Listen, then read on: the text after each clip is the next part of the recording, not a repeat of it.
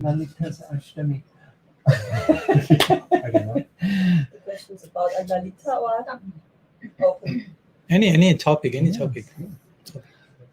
Maharaj, can I? Yeah. You know, Maharaj, you. One second. Can I use that also on top, Yes. so to give a little more like? Thank you. Oops. Yeah, that's it. Yeah, that's It's much because not the camera is like here and. Yeah, Jonathan. So in the previous lecture, you briefly mentioned at the end that you said there are forms of sexuality that can be, I don't remember exactly how you termed it, integrated into the spiritual path if it's done in a certain mindset. And my question is, I've heard many times on many mystical paths that usually sexuality leads to some stagnation on the progress of the soul. So maybe could you say something about this? Yes.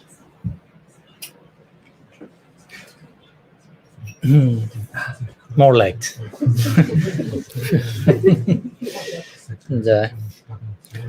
He's translating.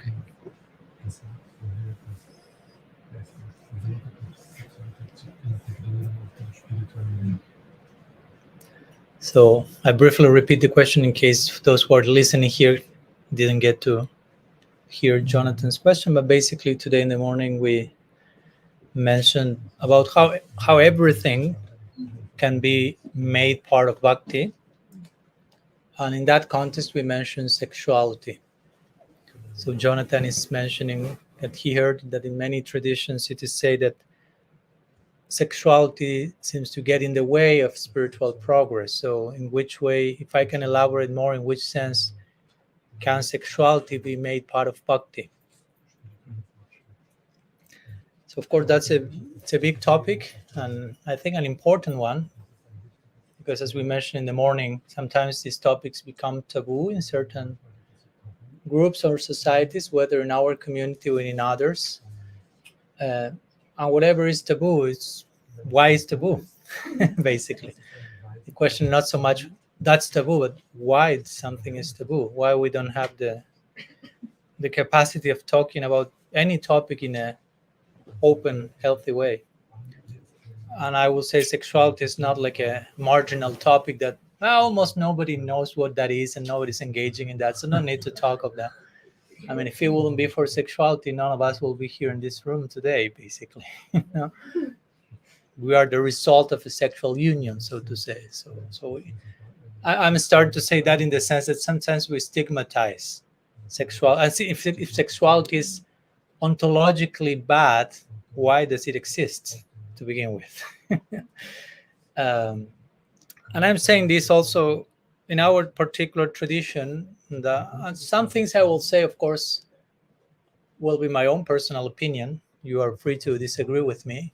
It's part of healthy conversation to be able to disagree and still love each other. Yeah, because if only we love each other when we agree on everything, that's very strange. Yeah. I only love you if you agree with everything I say and think. It's like, that's not very loving. No? Because the very first moment we have a difference, it's the end of the world, basically. No? So there should be place for these conversations, even at the risk of, I may disagree with Maharaj. And it's okay. I mean, I will not be condemning you if you have a different opinion than mine. But hopefully my own opinion is also based on Shastra. It's not my opinion in a completely independent way. So where to begin? I could begin saying that I personally feel that in many traditions, including ours, there is an overemphasis on asceticism.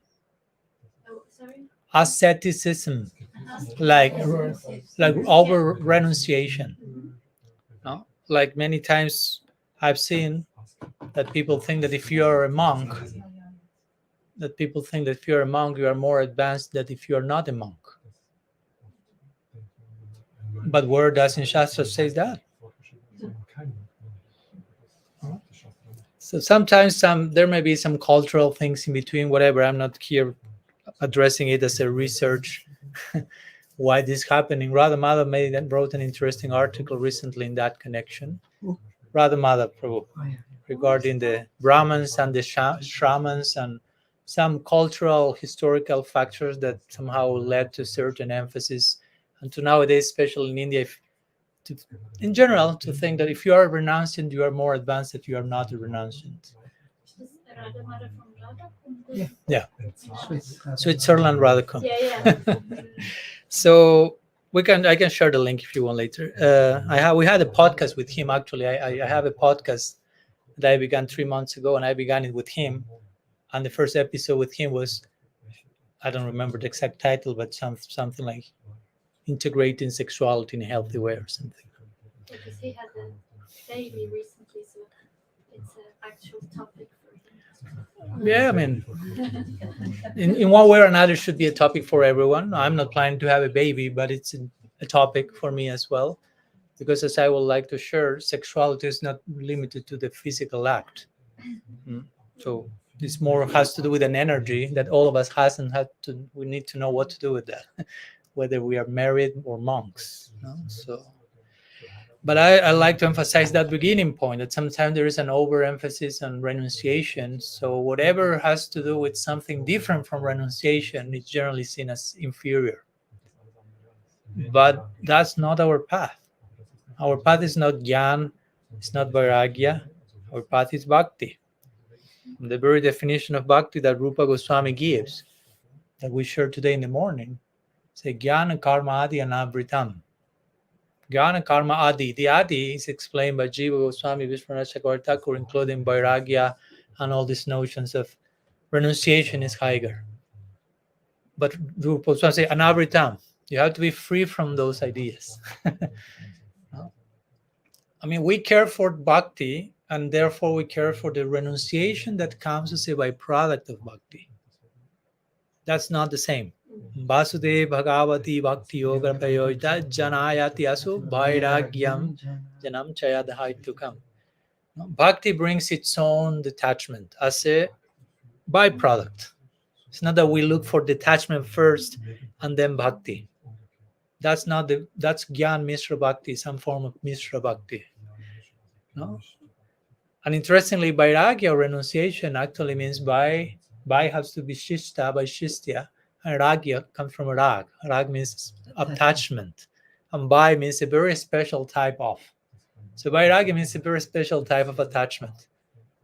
But generally we translate the word as detachment, implying you can only be detached if you are specially attached. No? Krishna says the same in the Gita, no? Param drishta nivartante, when he speaks about higher taste. You can only renounce a lower taste, but first tasting a higher taste. Then you can leave the other thing. So there are quotes in the Bhagavata, and I won't torture you with quotes today. I already did a little bit in the morning, and I will be doing these days. But there are many quotes in the Bhagavata where say you can attain full perfection from household life. Because sometimes I've seen the devotee thinking, at some point I need to renounce my family life to become a sannyasi, and only then.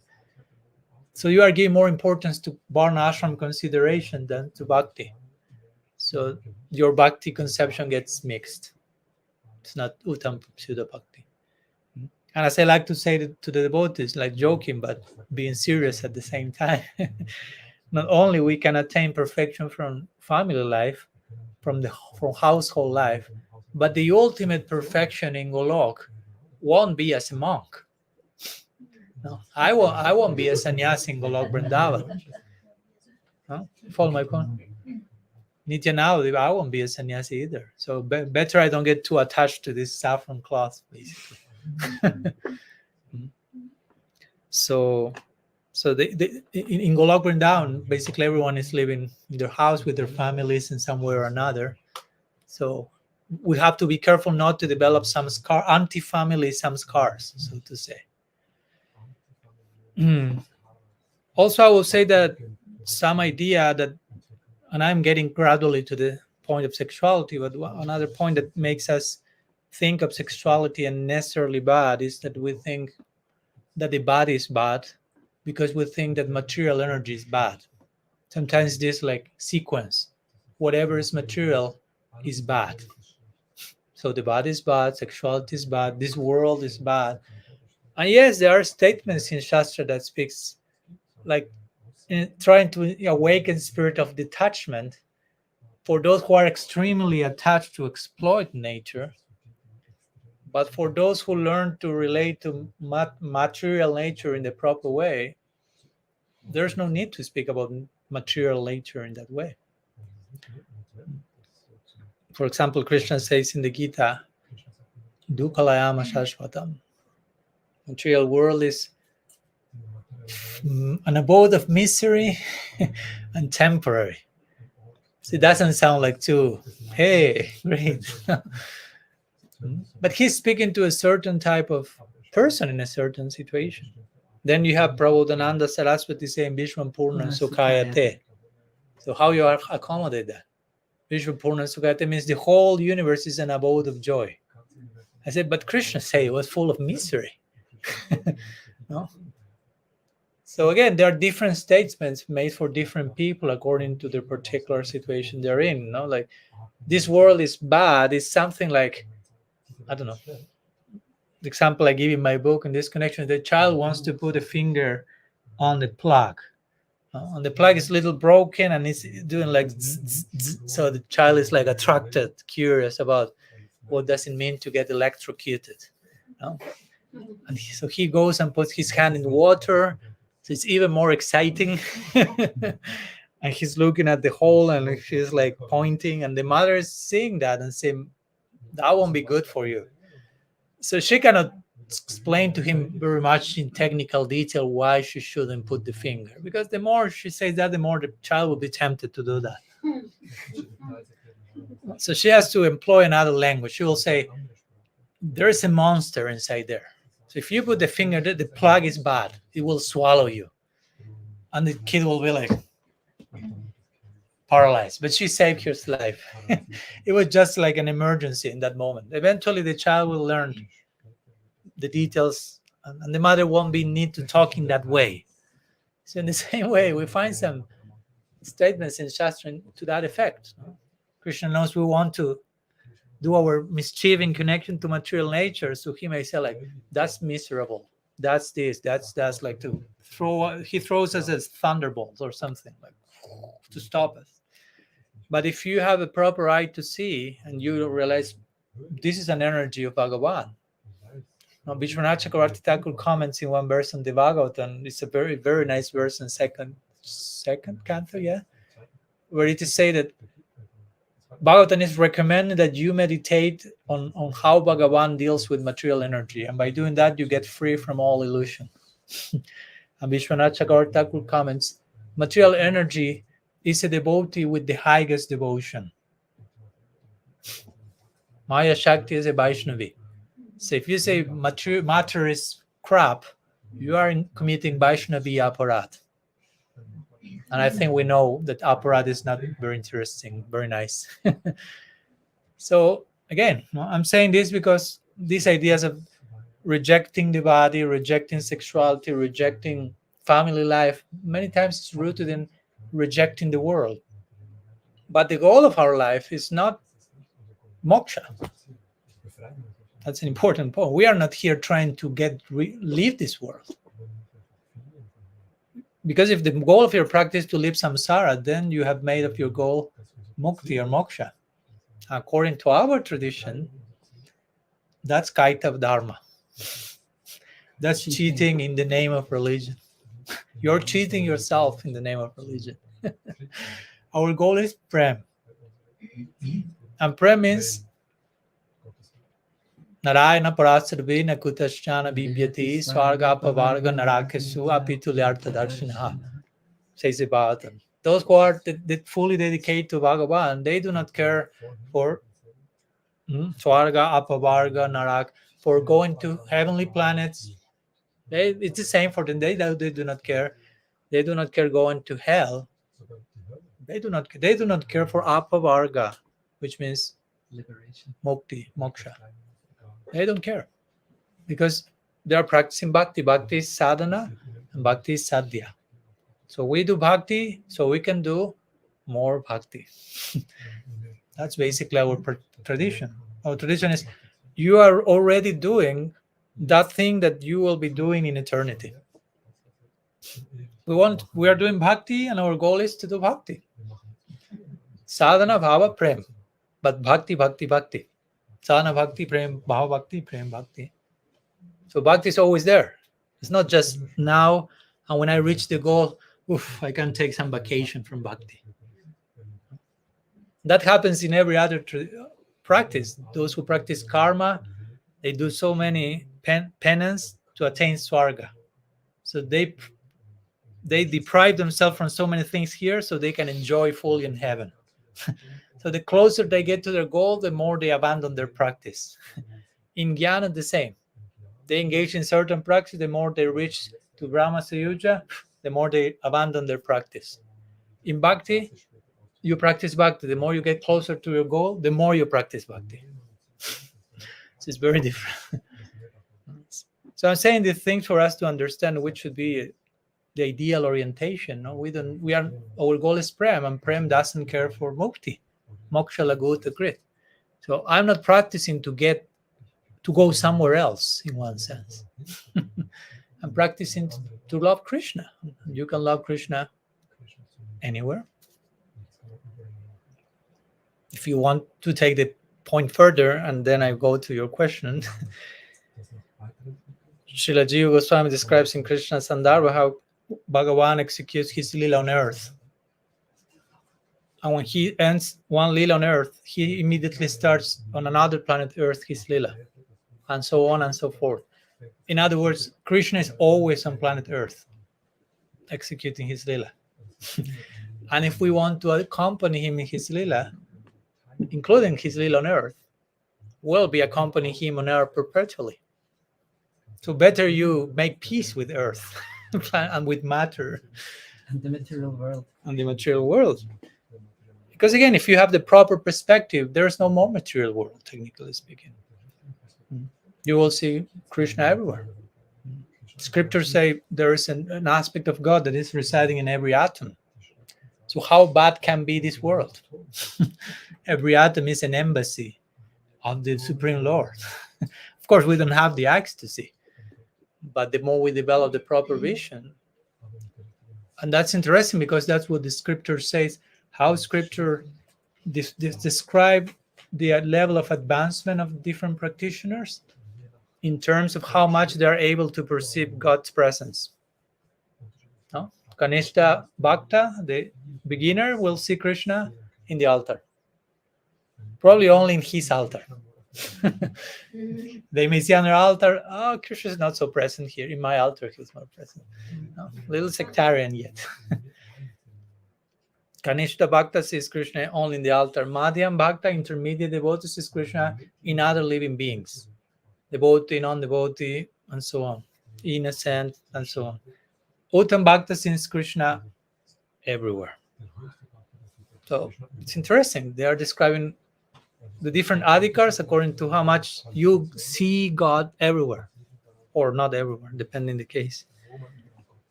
So my point is, when you understand everything, ultimately everything is sacred.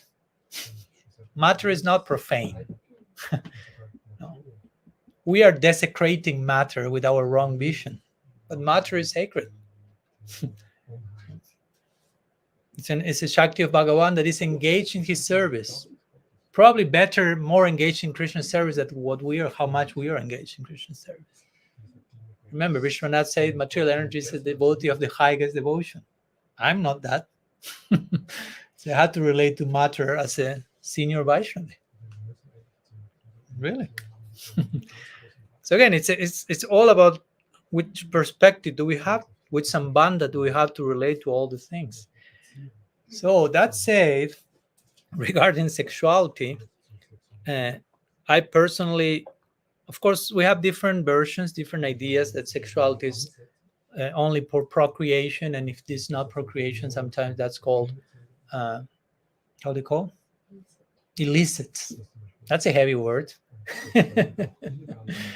And I know many devotees who have been completely traumatized by that and discouraged and even leaving the practice altogether because they feel I cannot avoid illicit stuff yet. So every time they engage in some form of sexuality, they feel I'm failing, I'm going against Krishna, I'm an aparadi. I mean, I've seen delicate cases of neurosis present there.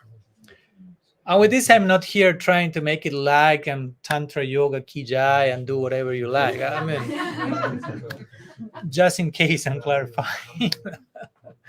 I mean, I'm a sannyasi. I'm okay with my vows. I don't plan to do any weird things. And this is the prelude for that. So I'm just somehow justified. And I've been talking about this for years. So it's something that I personally feel that sexual relationships, in the case of those who are not monks, on a physical level, can be done in the context of a committed relationship, even when sometimes it's not for the purpose of procreation.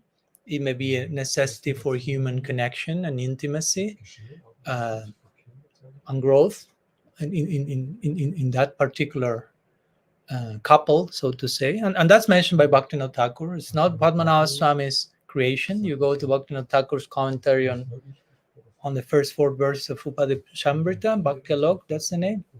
When he's talking about, well, I don't recall which verse, I can let you know later. But he's making the point. He speaks about brahmacharya. He said brahmacharya means to have sexual interaction in a committed relationship, basically, with your wife, with your husband. Like he's put in that perimeter, of course, not having sexual relation with anyone and everyone at any moment. We are not suggesting that. But there is a place to express that particular energy in a committed relationship. And again, there are ways, and I'm saying this quickly because I've heard the both saying, but sexual relationship is just to last at exploitative selfish enjoyment. That's not necessarily always the case. I mean, there is place for sexual connection from a place of emotional intimacy and deep vulnerability, as we were talking today. I mean, in sexual relationship, you are not only, you ideally should be naked, not only physically, but internally. And most people are terrified about that. And that's why many people prefer just to ban the whole thing as hellish, because to really enter into the implications of cultivating emotional intimacy, I mean, you have to develop intimacy with your emotions. I'm not saying, again, this is the goal of life, it's the same as Krishna Prem, but to be a healthy human sadhaka, you kind of put your emotions under the ruff and just say, oh, that's mundane and I'm just for the transcendental. Good luck. So anyhow, so in that sense, I will say if a bhakta or if a couple of bhaktas are committed in their practice, are committed in their relationship to one another, and their expression of sexuality is a form of cultivating emotional intimacy and proper vulnerability and balancing their human nature, that can be considered an aspect of their bhakti project, because that's helping them to remain vulnerable, to connect deeply with someone in a healthy way, committed way. All those things are somehow favorable for bhakti. And again, please understand, I'm not here saying just have sexual life in a wild way or anything like that. I'm saying this because our mind sometimes thinks about things in black and white terms sometimes, no? Like sannyas, illicit sex or something like that, no? Extremes. But there is so much nuance in between. And as I say before, as a monastic, for example, in my case, because I remember I was in Colombia talking about this, like, I don't know, a few months ago. And I was talking about sexuality as an energy, sometimes called Kriya Shakti or creative energy. So one lady was a little shy, but she had to ask the question, and she told me, so what do you do, Maharaj, with your Kriya Shakti? No, how do you express your sexuality, basically? Again, don't limit sexuality to a physical act. No? So she was curious about how was I not going crazy as a sannyasi, basically.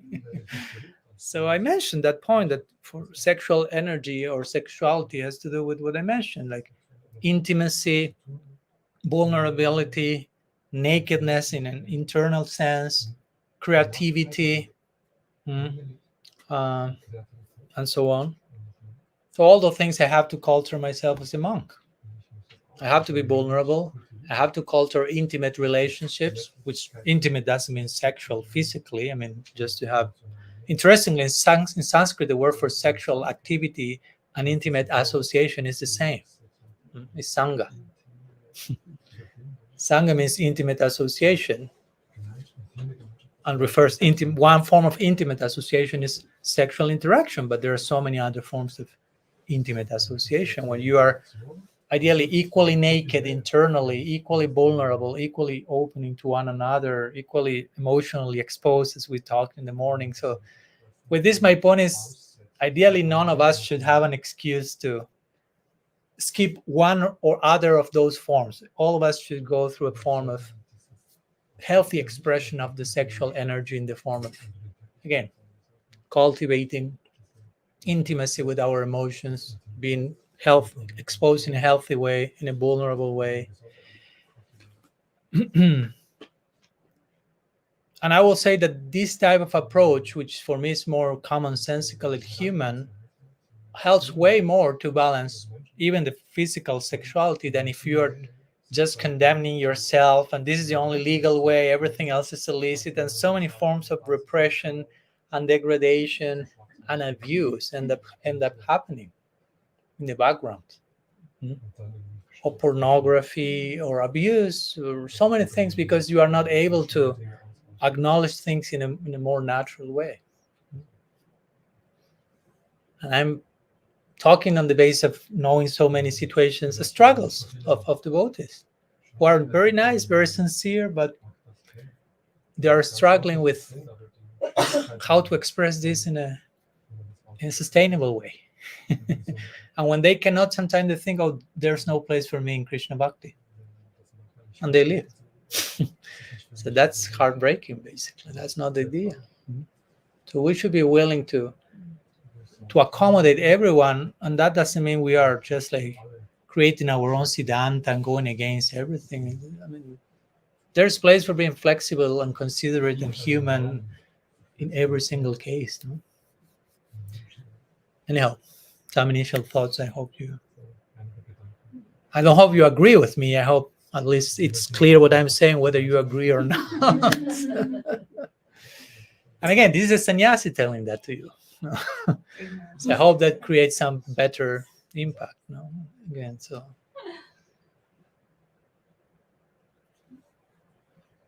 because again, if I only overemphasize celibacy and these type of things, that can be a problem because people may get the idea that only when I do that, I'm legal, no? Or I'm more advanced.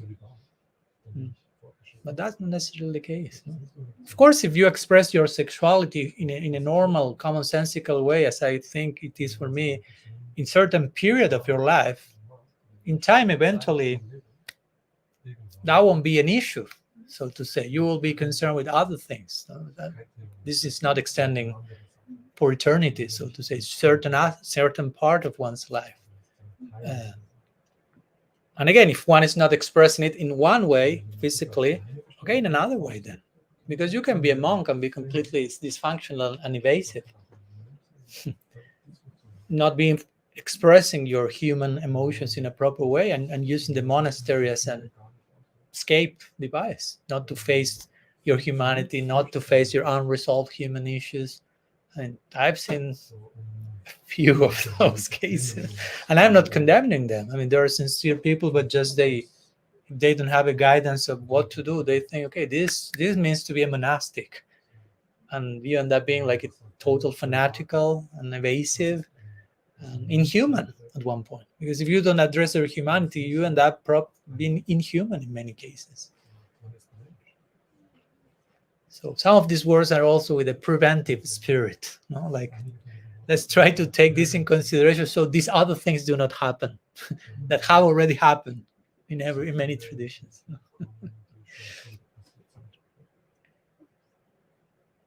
And I was talking today, I think, with Arjun earlier. Also, let's normalize the monks. Also, I mean, I'm a monk, but I'm a monk doesn't mean that I'm a superhero or something like that. No. Because sometimes you put the monks on a very forced, superficial pedestal, and somehow they buy into that, and they start to play in that character, and they get the message, okay, I have to be perfect at every moment. I cannot show imperfection, I cannot show struggle, I cannot show problems, because I'm supposed to be the savior of the community or whatever. And that creates such a pressure for the monastic. They cannot be human anymore, basically. They have to be superheroes. But our goal is not to be devotional superheroes, to be devotional human being. No?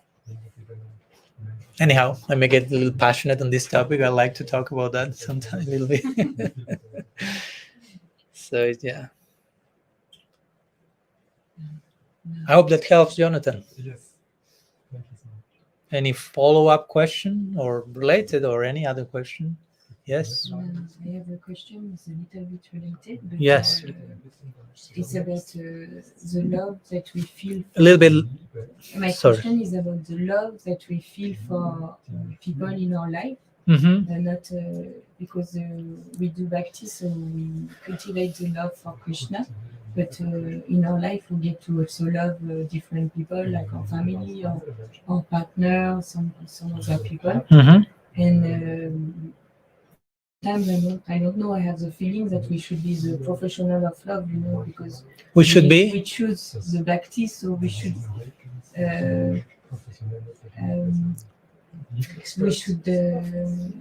try to love in the best way the people around us. Mm-hmm. But this is my question: that how do you relate the normal love for people in life to also the bhakti? Is there a link? Or? Mm-hmm. So what we will say basically, if you need to add something, you just enter into the stage. But our particular orientation will be, of course, love for God is the root of all existence. The scripture gives the example of watering the root. No, like if you water the root of a plant, all the leaves and all the aspects will be nourished. Of course, this doesn't mean, because also these examples can be understood in a dangerous way. No, like I'm watering the root, so I don't need to care for anything else because the root is attended, so everything else plays out automatically. So I don't need to be kind to anyone because I'm loving Krishna. But the point is that immediately the result is, if you are loving Krishna, means you have to be loving everything and everyone, because everything and everyone is connected to Krishna. That's one name of Krishna is Mukhya Sambandha. So Mukhya Sambandha means Krishna is he in relation to whom everyone and everything has its primary relationship. So everyone and everything, just to not limit to the everyone, but everything, every atom, their primary connection is with Krishna. So if I love Krishna, naturally I will love everything else, because everything else has a connection with him. So that's pretty challenging. You follow? The beginning is, again, the vision of the beginner is I love Krishna, but they don't relate very nicely to anyone else. So technically speaking, they don't love Krishna. They start to serve Krishna on some level, but again, the word love, what's the meaning of love? That's another discussion altogether, because we can say love, but what do we mean by that? What do we understand by that? We have love, prem, divine love, developments of love, other expressions of love without prem. So that's a big discussion. But in brief, I will say that the idea is, the more I love Krishna, the more I have to love everything else, because nothing is disconnected from him. So any relationship we have with other people ideally is for us to be protected from selfish exploitation, because that also can happen. I can just love other people and actually I'm not loving them at all. I'm just using them for my own existential hole that I need to fill. I have a hole of this size and I see people having this size also. Oh, they have the exact same size of my existential hole. So I love you. But sometimes it's not very loving. There's no empathy. There's not willingness to sacrifice, to understand the person, to love. Love means I open myself to the other person and we are both transformed. Many times we are not willing to be transformed at all by anything. But we say, I love you. So, but the point is, we can relate to everyone, burning mind, Krishna is in everyone's heart. That's one of the classical meditations in the Bhagavatam given. The Bhagavatam will say Krishna is in everyone's heart. And it goes to extremes. It will say, if you see a dog, you should fall to the ground in Dandavat to that dog, acknowledging God is in the heart of that dog. Of course, it may not be practical to do that on a very daily basis. Even ants. Well, that's even more difficult. You may kill them while doing that. So what?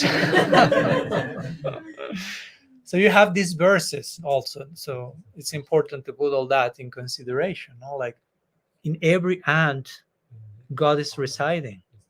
No? So you should love the ant in consideration. We should love all of us in consideration of what we have in common in the deepest way, which is love. God is in our hearts. What can be a more beautiful thing in common? And sometimes we meet someone and say, oh, I think I fell in love because we have this in common. Both of us like the same food or the same rock band or whatever. And I don't want to condemn that, but my point is there's something more deep in common. Oh, we have both Krishna in the heart. God is in our heart. So, and that coincidence happens in every direction, basically, not only limited to another person. So from that place, we can have very loving relationship with everyone. No? And I've seen many cases of devotees who are practicing properly, and they will tell me, my relationship with my parents or with my friends, whatever, has really raised to another level now, because now I'm relating to them from a more aware, healthy perspective, not just seeing them in connection to which purpose they have for me. I'm not the final converging point in the relationship, but I see what we share in common, and so something like that. I'll say in connection to your question. I don't know if that helps in something. Yes, it is.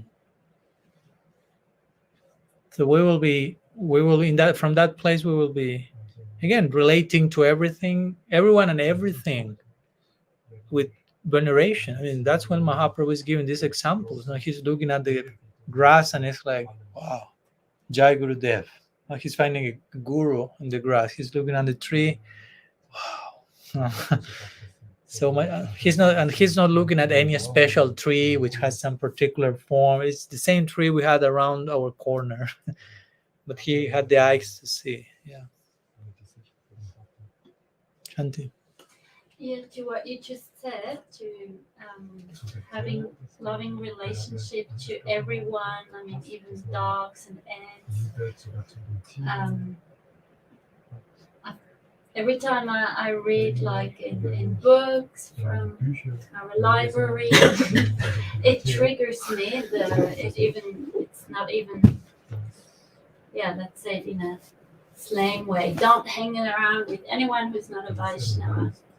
It's almost even considered aparad. And I know Krishna Chandra said, no, it doesn't mean it's not the person, it's just we don't connect with the qualities of those people. But how is it possible to have a loving relationship if you don't fully accept that person, how that person is at that stage? If he's not a Vaishnava and he has qualities that are not good, But it always triggers me because it always seems like it's like this club thinking, oh, those people are part of the club. The ones who are not part of the club, yeah, don't just avoid these people. Mhm.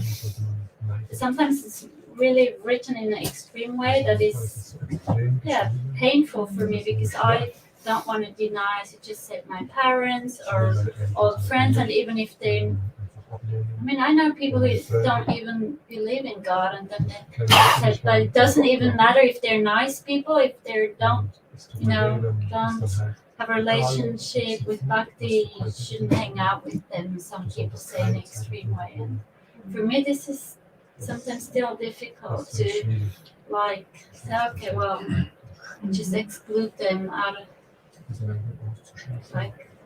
Totally agree. For me, it's equally difficult. Difficult in the sense that I don't see it like that. So yes, as you mentioned, we have these statements in Shastra, but also again, we have so many other statements in terms of compassion and empathy, and so it's important every time we find some line in the scripture that seem like off, so to say, we have them to understand Shastra in context. And that's what Vedanta Sutra says. No? It says, Atato Brahma Jignasa Janmadiya Syajata Shastra Jonitvad Tatu Samambayat. So you have to inquire into the Absolute. The Absolute is He from whom everything comes, so to say. And we can know about the womb through which knowledge of the Absolute comes is Shastra. But Tatu Samambayat. We have to address Shastra. We have to understand the scripture in context. We have to learn to reconcile statements. So my point is, in some verse you can read associating with that people is worse than hell, and some graphic language that seems like, wow. No? But then you will find some other verses who are like, no, extremely inviting us to be compassionate and non-discriminating. When we hear about the campaign of Mahaprabhu, I mean, he was no filter. No, it was in every possible direction, and we are supposed to represent him. So, how to put those things together and harmonize them? So, yeah, basically, what Krishna Chandra mentioned is not so much about, as they say in the Bible, don't hate the sinner, but hate the sin. No? It's not about hating anything, but the language. The idea is, in certain stage, some people is more susceptible to be influenced and confused, and in some other stages, no. Some other stages, some people is, by their very presence, everyone else is converted. That's mentioned in Shastra. Of course, we may not be that person. I'm not. So in that sense, we may be prevented. Okay, don't go to the brothels and bars like Nityananda Prabhu did. You may not be able to convert them all by your mere presence. No? To give an extreme example, no? He can do it. We cannot. So that's a warning. It's not a warning. Don't be compassionate. It's just see which capacity you have to be compassionate. Because if you go to the bar and you end up drunk, thrown in the floor, you are not being compassionate. So situate yourself in a situation that you can still be compassionate. If you can go to the brothel and the bar and be fully compassionate to everyone, go to the brothel and the bars. Now, if you realize, no, probably I will be tempted and I will last thing I will do is be compassionate. So then the scripture will say, don't go there. And you may use even a strong language. But the intention is not condemn people and label them. And as you mentioned, create some elite club. We are the saved ones. We are the bhaktas. They are the karmis, no? Or the non-devotees. I've heard those expressions. I don't like them. Because or we have to redefine them. No? Karmi means you are still entangled in fruitive action. Raise your hand if you are totally free from that. So there is still some karmi portion in us. No? Non-devotees. What does it mean, non-devotee? I'm fully a devotee. There's a non-devotee part in me still. Yeah. So first I have to point to my non-devotees, so to say. No?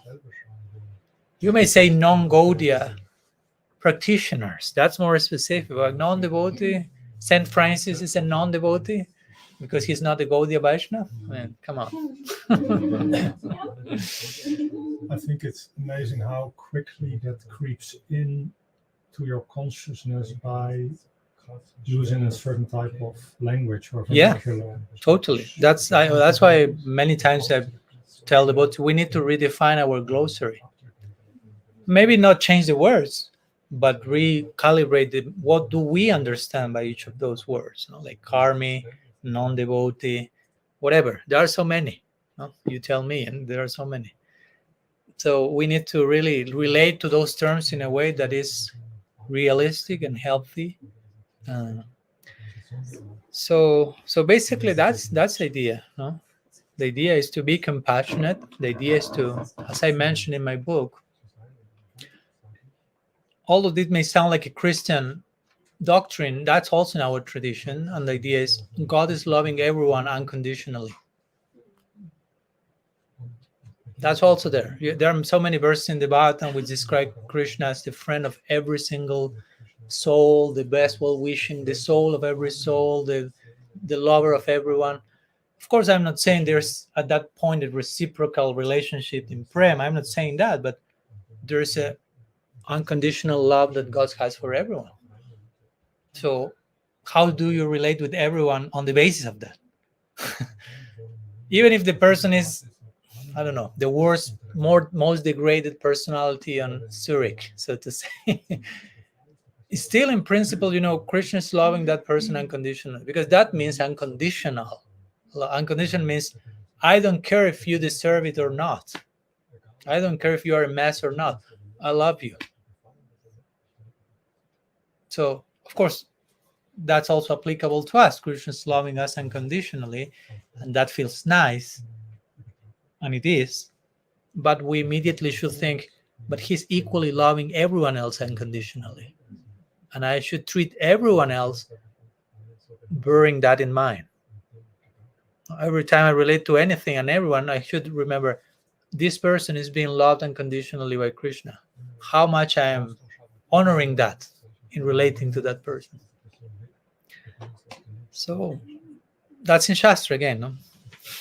So that's the actual thing. And when there are this strong language in scripture about preventing us from something, also we have to understand there's a certain way of saying things in our tradition at that time, certain language, certain graphical examples, trying to prevent, trying to show what I mentioned already.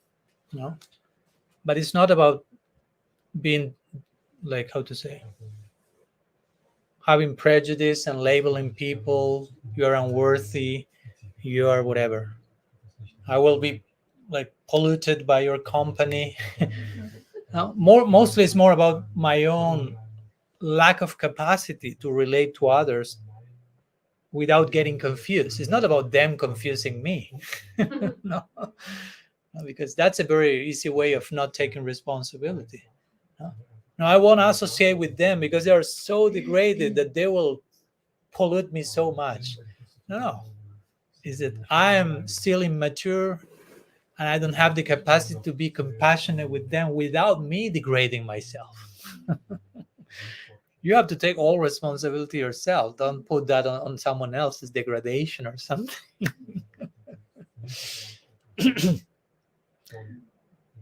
I don't know. What do you think, Krishna Chandra? For me, it's a natural expression. Yeah. To and the fascination of the soul is coming. One starts to see other beings on a path, naturally going home. And this is the main thing. And like in our own being, we see there is some ideas and mental stuff and emotions, but I mainly see I'm this soul going home. Mm-hmm. So if one is seeing this in every being, so naturally, there is some dust, like we had some on a book here. If you buy some books in another dam, there's always some dust, but it's not a question that the book is anything. You just, and I think this is a very natural way, because like you said, we start to see the main relation of each and every soul is Radha and Krishna. And it's not just loving him, but also love that what is in connection to him. Yeah. So, and this is everything. And Yeah, that's a very important point. If I love someone, I love whatever is in connection to that someone. You follow? Like, if you're totally in love, madly in love with someone, if that person likes apples and you don't like apples, but now you like apples because the person you love loves apples. So somehow or other. So whatever, if you love Krishna, whatever is in relationship to him, you will love. And it happens that everything is in relationship to him. So we have no excuse to not love something. That's the beauty and the challenge of love. Because again, I cannot say, Krishna, I love you so much, but immediately the echo will come saying, and what about everything else that is in connection to me? And that's how I actually will demonstrate that I'm actually loving him. Because if I say I love you, but I treat everyone else terribly, Krishna will say, come on, don't cheat yourself. If you love me, you will actually realize I'm connected to everything. So you will be in love with creation, with every atom, with every ant, and so on. Intoxicated, like the different mystics. So love is a big challenge, as you can see. It's a beautiful demand, but it's the most comprehensive and more integral way of relating with everything and everyone. Yeah. Because if we enter into this labeling and these are good, these are bad, I mean, where compassion remains. I mean, in which way you will express compassion then? I don't know that. Mahaprabhu's instruction to Raghunath Goswami, even at the end of his life, he said, if you start to see the world, Dvaita, in a duality, and say, this is Bhadra, this is auspicious, and this is Abhadra, this Gyan. If you have this mentality, Sabo Manodam, this is all an empty thing in yourself. And Fala Manda, if you say these are good things in this world, is because you look from the conditioned side yourself, and then you see the things, and you don't see from the unconditional perspective. Non-dual perspective. Yeah, that's why this perspective of cutting the world, into my little compartments. Mahaprabhu is saying, "Ei Sababram, all is a mistake." If you start this. But Indian culture is very deeply infused by this auspicious, inauspicious. Yeah, in fact, one has to come above. Siddha asiddhayo samobhutva samatvam yoga bhajate. Even to yoga is going beyond this. Sometimes there's cultural stuff around. Lots of it. Yeah.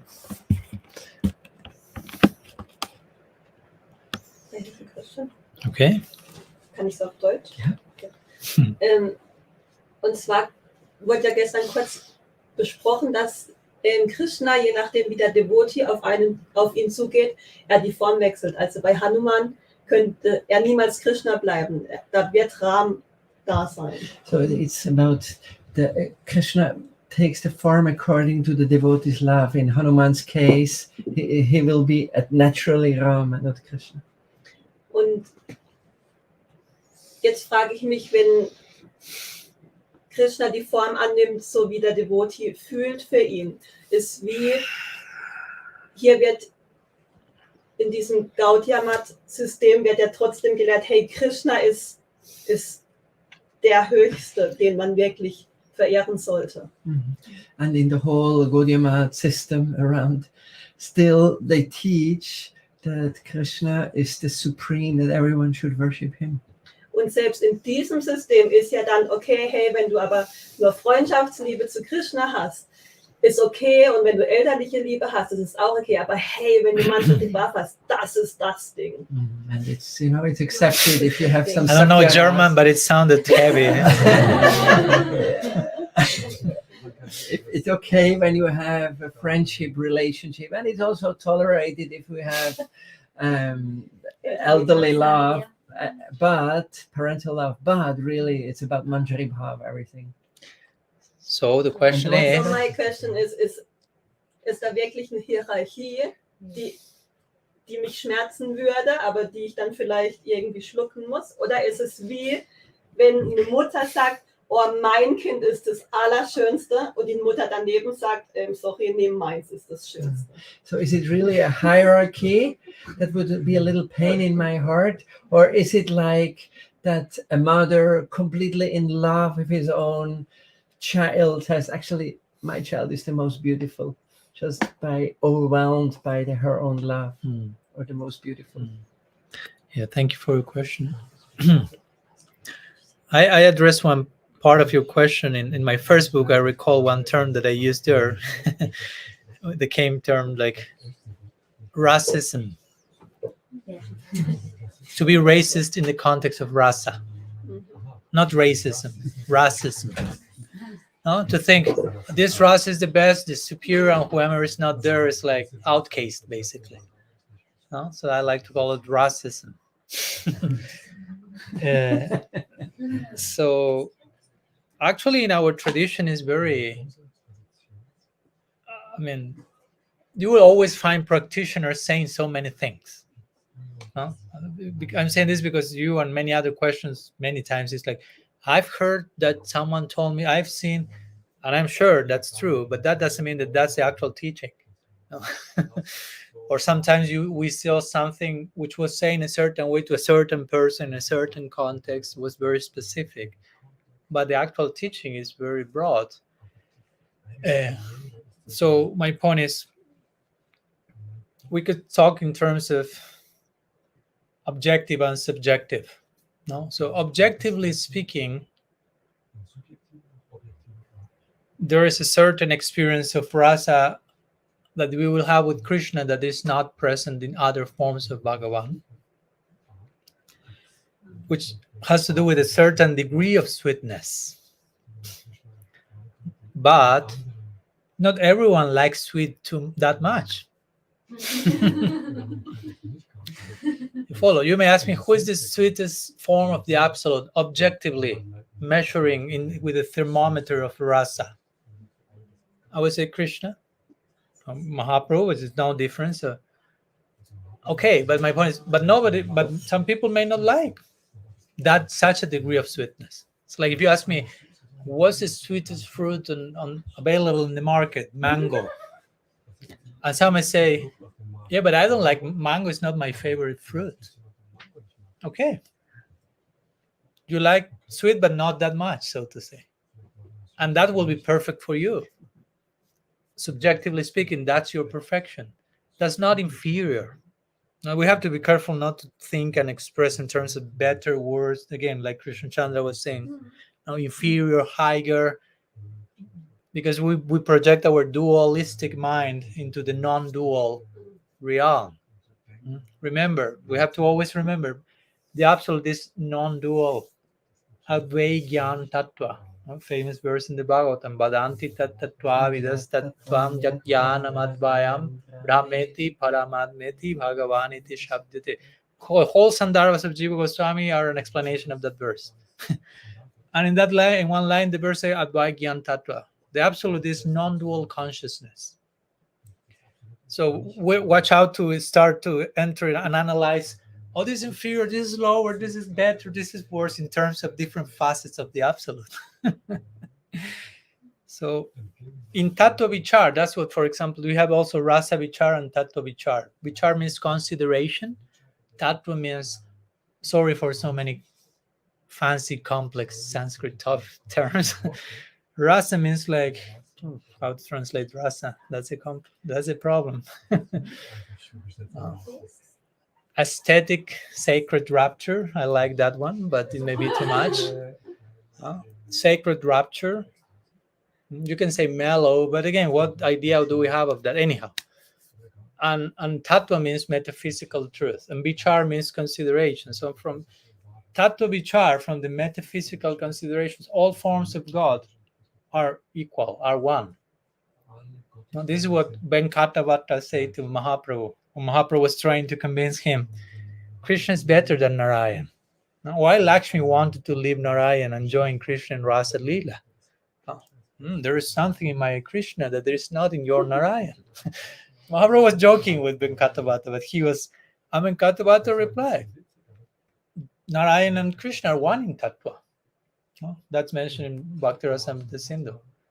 But in Rasa, in terms of the relishment, in the relationship, Krishna has some certain qualities that are not even present in Narayan. For example, Rupa Goswami mentions them, Rupa Madhurya, Venu Madhurya, and so on. But at the end of the day, according to the samskars or impressions that every devotee has received in Sadhu Sangha, that will take those devotees to feel this is the best. And that's what Krishnadas Kaviraj Goswami says in Chaitanya Charitamrita. He says, every devotee feels that their relationship with Krishna is the best. And then he says, and everyone is correct. No? So that kind of harmonizes all these like sectarian, racist battles of like, because many times it's most our ego getting in the way, wanting to be the best because I belong to the most exclusive party that points to the highest thing. But what's the highest thing? What's the first book of the Gaudiya Sampradaya? Brihad Bhagavatamrita. The main character of Brihad Bhagavatamrita is not in Manjariba. It's in Sakirasa. So Sanatana Goswami is making a strong point. I mean, he could have made his whole book with some Manjari there, but he chose a Priyanarma Sakha to make the point there's place for all this. No? And as I say always, even if in the pursuit of Sakya Bhav that Gopakumar has, he meets so many devotees on his way, and he's appreciating everyone. He's not saying, these are so inferior, Shiva is so inferior, Pandavas, no, and these guys here in Dwarka. And he's totally charmed by it. Eventually he finds some further call, but he really appreciates them. No? Like when he meets with Hanuman, I always share this part, since you mentioned Hanuman also. And Gopakumar meets Hanuman. So you have here the meeting of a Sakya Bhakta and a Dasya Bhakta. One worships Krishna, one worships Ram. So one may think, oh, they will have a problem. They'll start to fight and they will try to convince each other. And no, nothing like that. Actually, what Gopakumar told Hanuman was, please sing the glories of your Lord. Because he knew, I mean, both are the same Lord. Your Lord, my Lord, is our Lord. But he asked Hanuman, sing the glories of Sri Ram. So Hanuman, of course, didn't have any problem to do that. He started to sing and glorify Sri Ram.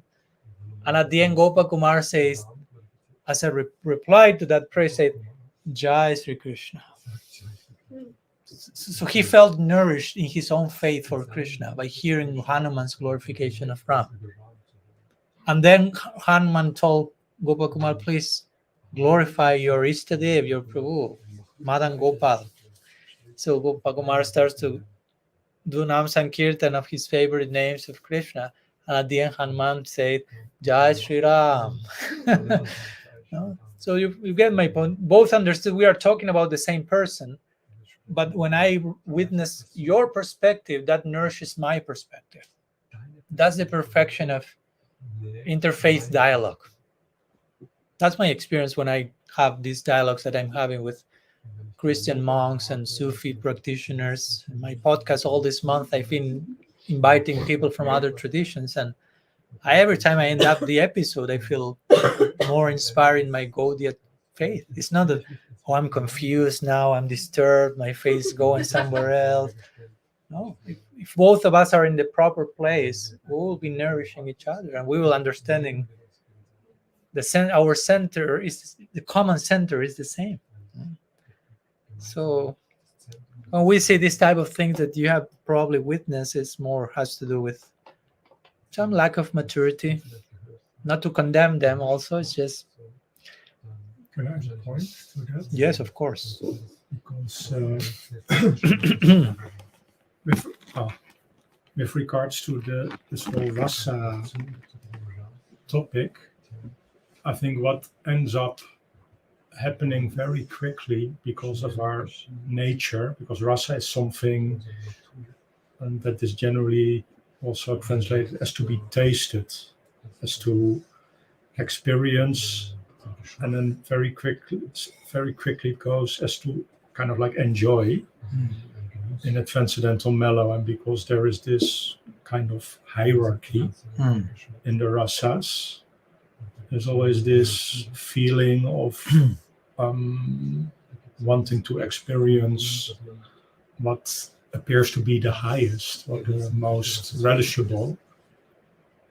So I was sometimes thinking to myself, then I asked the question, what would you like to be in Goloka Vrindavan, a tree or, a manjari, right? And for the conditioned mind, it's like, I hope I don't get a tree to be a tree. But the whole point is also, from another perspective, it's all about the amount of self-sacrifice which is connected to that rasa. So, and in our conditioned state, it's almost impossible not to kind of like have that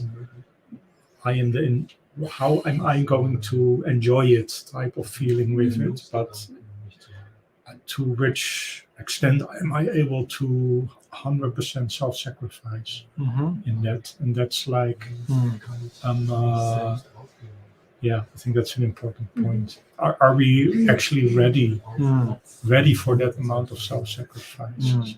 And we can even say why we call higher rasas, because the mood of self-sacrifice is actually increasing. Exactly.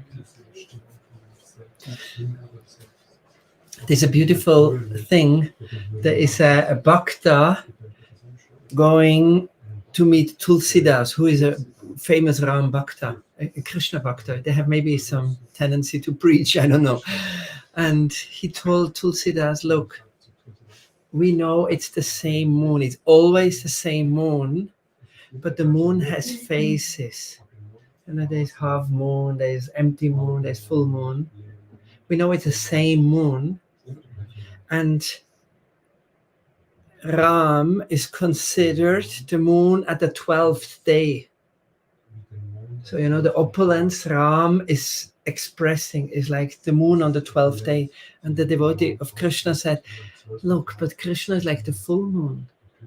Here God manifests all his qualities, like you mentioned. And Tulsidas embraces this Ram Bhakta and says, thank you so much. You increased my faith to Ram 1,000,000 times, because I thought Ram is just a king somewhere. And I loved him so much. Whenever I heard about him, I was ready to give everything to him. And now you're coming and saying, it's God. Thank you so much. So this is a very interesting way, that's any information you get is just increasing your own love. Yeah. And in the Bhagavatam, there's many places which are very interesting. It's like Uddhava goes to Vrindavan, and he sees persons who are really higher than his mood. He sees persons who are way beyond that what he is considering the best and his. And the reaction, and this shows the non-envious of the eternal world, is not as, I think I have to change now, I will go there. This is not at all. It's never a question. he's happy where he is eternally, but he can appreciate and worship that which is even beyond him. And this is what I really like. The tendency that you said in this world is, I get something better, I take that. Because there is no really faith in what I have. But if there is really faith, then I can even, but from the rasa point of view, something which is higher, and Uddhava acknowledges it. Akrura also, there's many, and the Dvijapada, the queens of Mathura, the Mathura Ramanis. So there's many of these insights from persons who look at Vrindavan and worship it, but they stay where they are. But Uddhava remains Uddhava. Yeah. He doesn't become behind and anything. Yeah. That's the very idea of sthayi bhav. Now we are talking about rasa, and the first ingredient of the 5 of rasa is sthayi bhav. Sthayi means fixed. So you are fixed in your bhav, in your mood, and because you are totally satisfied there. But yeah, it helped. Thank you. Okay. Do you have time for more questions? I don't know, you tell me. Something? Ja, denkst du, es ist von vornherein festgelegt, welches Rasa, also ob ich jetzt Manjari oder Sake oder so bin, ist das schon festgelegt oder wird das in den Inkarnationen, je nachdem, was du erleben darfst, verändert sich das oder ist das schon im Samen festgelegt? Do you think that this rasa is like already there, inherent?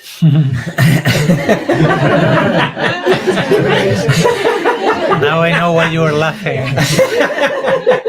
To be honest, she was asking the question, and I saw Yogamaya smiling in certain way that made me suspect that the question is about what it actually was about. Or is it something that during many lifetimes it's like formed? This was her question.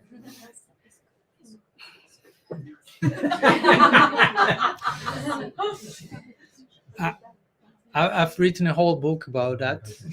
That's why It's not in German yet, sorry. In my feeling, you have changed so much since I read little parts of your first book. Okay. I read little parts of your second book. Oh, For me, it was like the first book was very much for me intellectual. And the second book is now more from the soul, from the heart. And I know that in your first book you wrote that it's not inherent. And I just wanted to know if that changed now. Okay.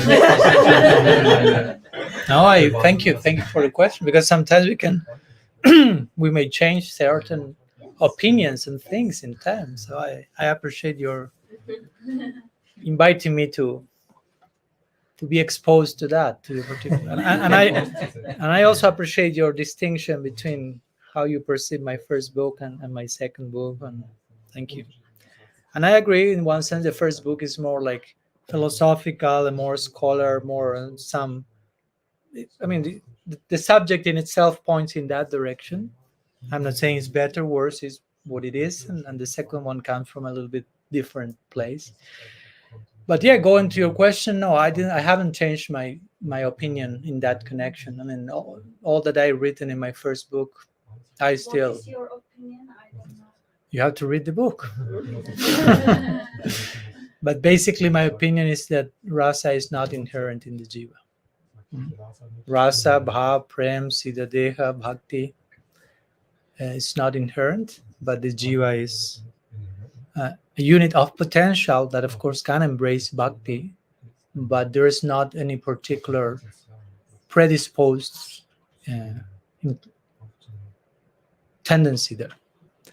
And again, it's not so much, I try in my book to present not so much as my opinion, but I try to substantiate and show how Shastra repeatedly shows how bhakti is given, bhakti is received, how Shastra speaks so many times about devotees not having bhakti, not having prem, not having rasa, not having, and how depending on the samskars acquired by sadhu sangha, one develops one affinity to another. And I know in our Gaudiya community there are many, not many, but some, I don't know, many, some, who may have a different opinion than mine. And again, I honor and respect that. I'm not here trying to fight with anyone. But that's just my opinion, my research, my presentation. And of course, I'm open to talk about that more, but that's basically the idea in reply to your question. Was für Erfahrungen braucht es denn, das Rasa zu wechseln? Was siehst du denn da? What kind of experience you need to change the rasa?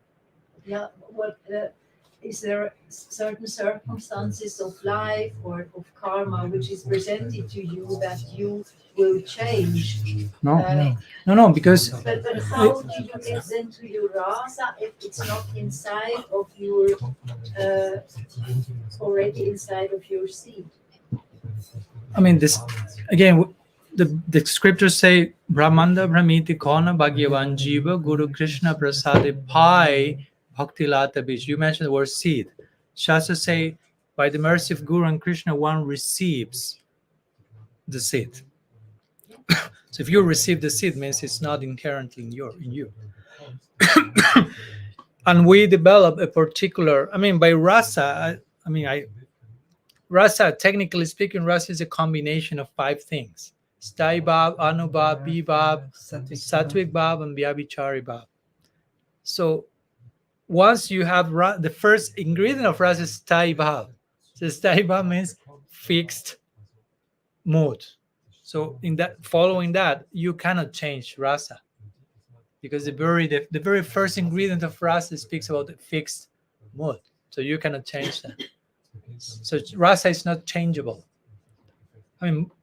Most of us, again, have not reached that experience yet.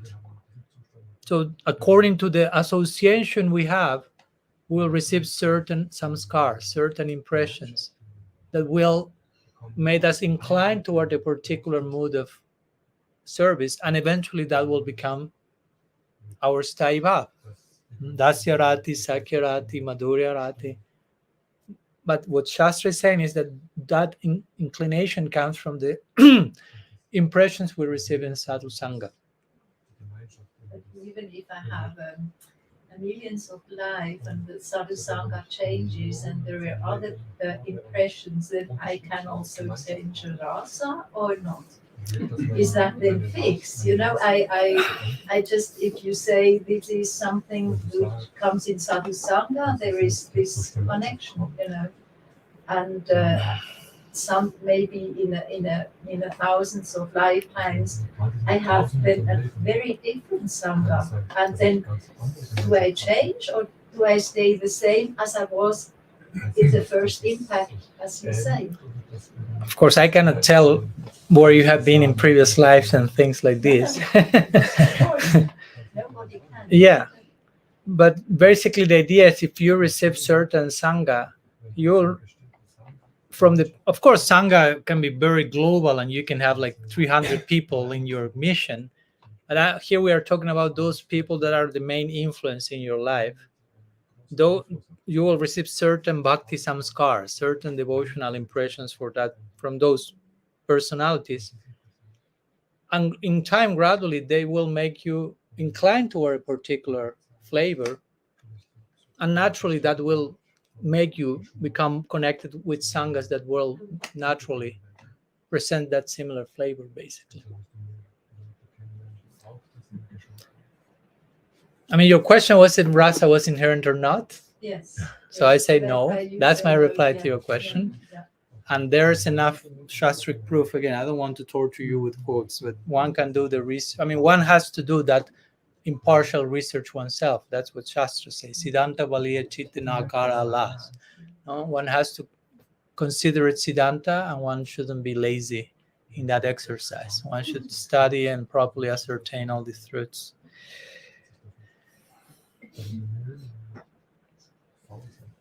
Maharaj, maybe for ending, Yeah. there is, can you say, today is Lalit Ashtami, Saptami, and sometimes when we hear about Shrimati Radhika or Lalita Devi,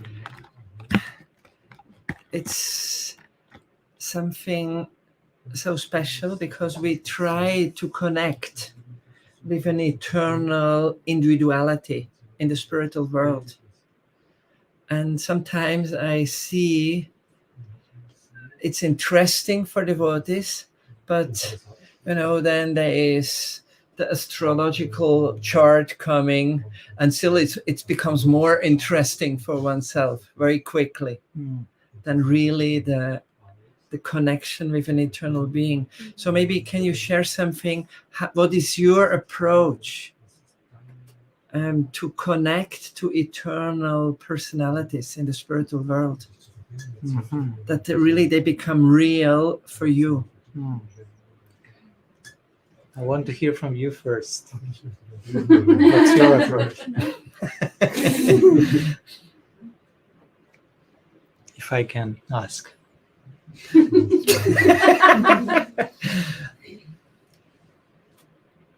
For me, there's something that you spoke in the morning.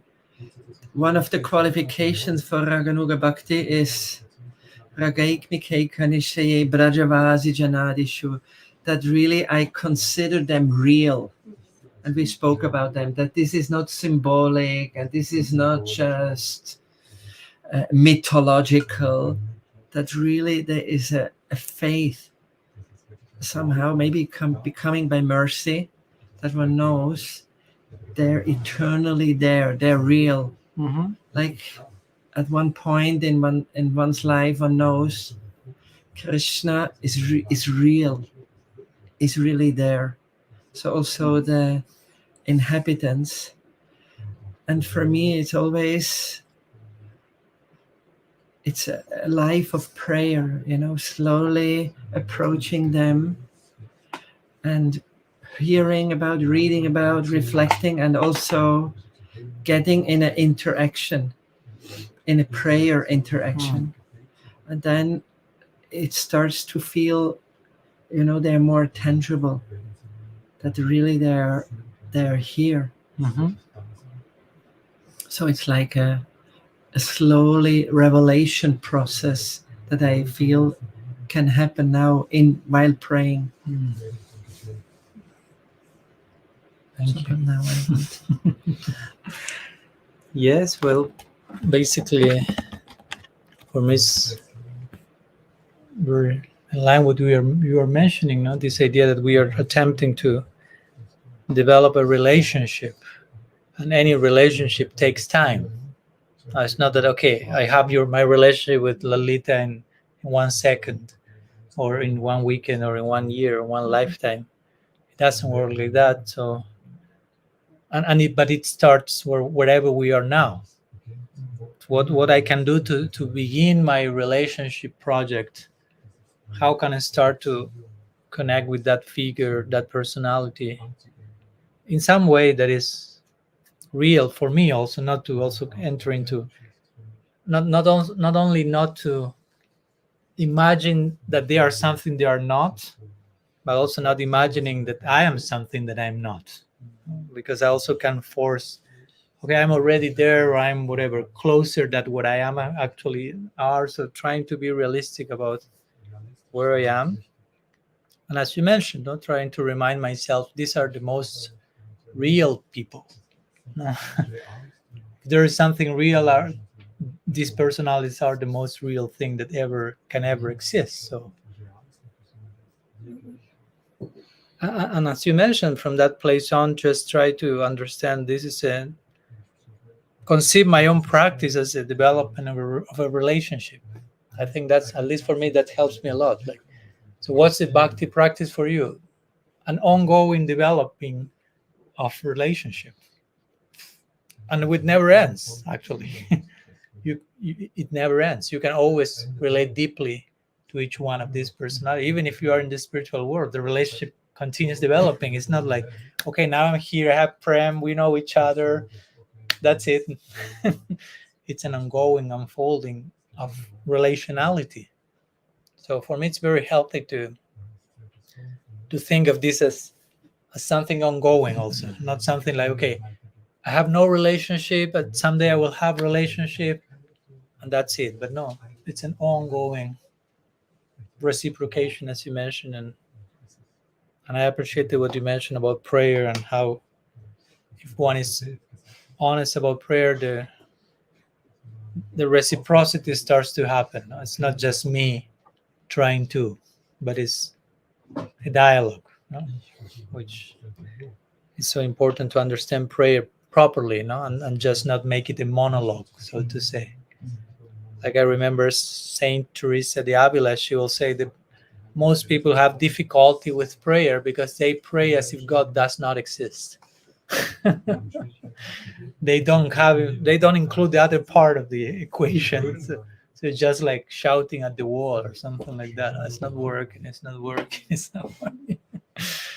But when you open yourself to, okay, there is someone else, and that someone else is the most real person and is willing to reciprocate, so I have to be willing to receive that. Okay, relationship starts to unfold. And yeah, thank you for the invitation, the question.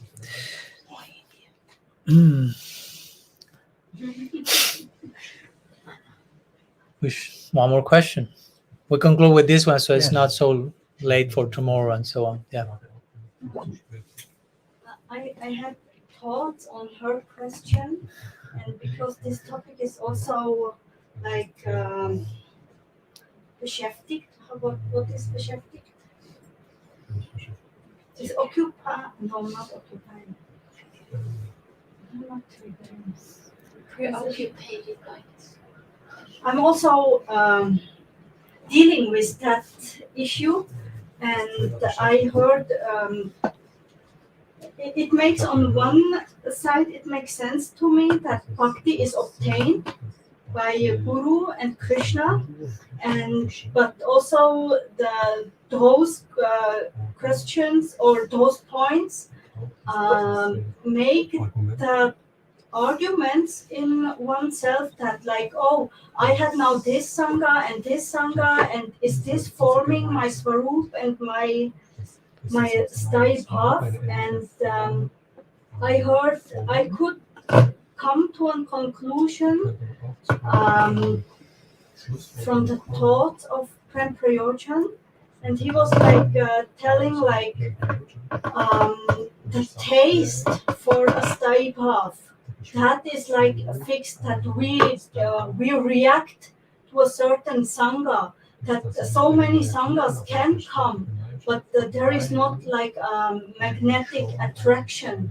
And so I think like this answers also this follow-up purva pakshas or follow-up questions like, okay, now I'm in so many sanghas, which sangha will define my swarup? Actually, it's also like I have a taste for a certain rasa, and that makes a connection between sangha and me. And also today I had this thought like, we were discussing Vibhuti Yoga, and everywhere it said like Krishna is that in that subject, or in Bhagavad Gita, Krishna says, I am the taste in water, and also in soul. And the soul is not mentioned in those listings. So I think like also that's the conclusion. Krishna is the taste in the soul. That is also like inherent, the taste for a specific rasa. And was another thought I had.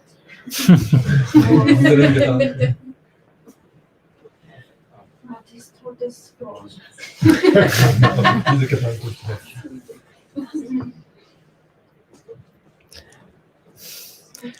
Krishna is forgetfulness and remembrance as well. Yes, that's the point. Like, okay, Krishna knows like my rasa or my taste for a rasa is fixed. So, and since Krishna also knows past, present, and future, he will know where I will be in the future.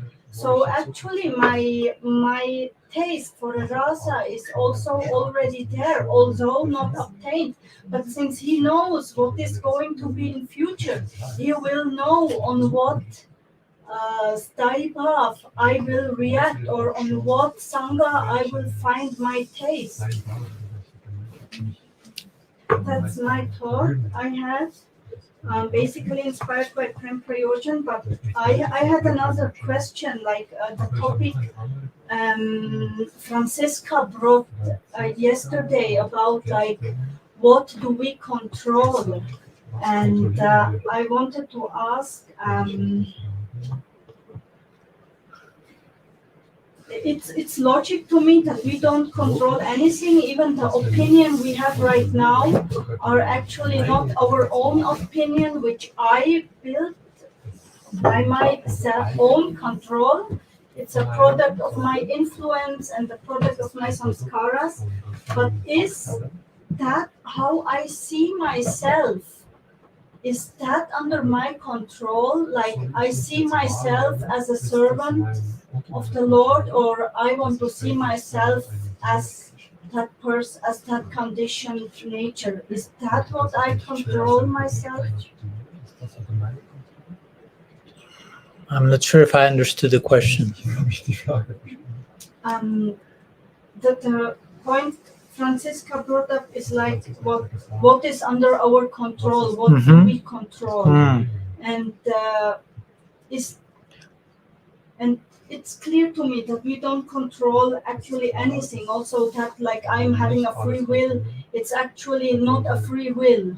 It's also when I make a decision, it's based on my past experience, etc. But that like I want to see myself as a servant of the Lord, that he's the master and I'm a servant. Is that way of perceiving life, is that under my control? We could say, I mean, we free will, technically speaking, we have only free will when we are free and when we are enlightened. If not, we have conditioned will. So it's not, I would say, black and white, yes and no. No, it's just a gradual process of developing, of becoming free from limitation, free from illusion. So in that sense, we could say the more we become free from illusion by the grace of bhakti, we can also exercise our will, our individuality, and choose, no? As you mentioned, to see ourselves in a particular way in service to Bhagavan. So yeah, basically the reply will be brief, yes. And thanks for your thoughts on the other topic as well. And it's almost 1 hour and a half, so I will prefer to stop here so we can have rest, and tomorrow Radhastami, long day, beautiful long day, so hopefully to be all aligned in the symphony and for the service of Sri Radha. So we'll stop here. Sri Sachinandan Gaur Hari Ki Jai, Sri Harinam Prabhu Ki Jai, Sri Gaur Gadadhar Ji Ki Jai, Sri Radha Govinda Ji Ki Jai, Sri Lalita Saptami Ki Jai, Gaur Bhakta Vrinda Ki Jai, Gaur Premanand Hari Vancha Kalpatarubhyascha Kripasindubhyev cha Patitanam Pavanebhyo Vaishnavebhyo Namo Namah. Ananta Koti Vaishnava Vrinda Ki Jai, Gaur Hari Gaur.